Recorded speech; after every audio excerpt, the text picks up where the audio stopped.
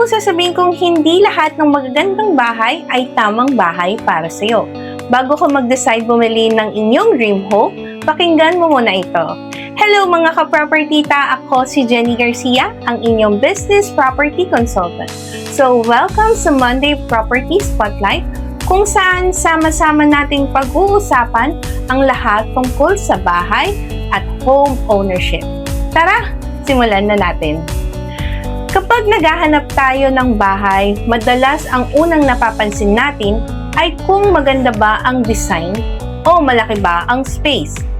Pero para sa akin, ang tamang bahay ay hindi lang tungkol sa itsura. Mahalaga rin nating isipin ang lokasyon, accessibility, security ng community, at kung pasok ba ito sa inyong budget for the long-term goal.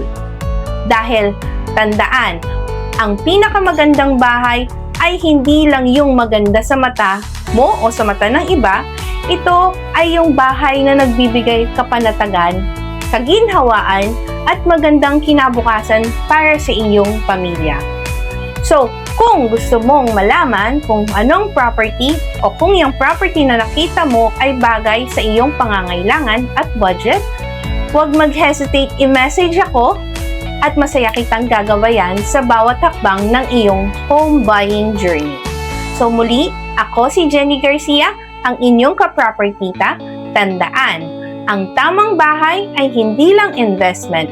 Ito ang magiging tahanan ng mga pinakamahalagang alaala ng iyong family. So, laging tatandaan, magandang bahay, magandang buhay. Bye everyone! God bless!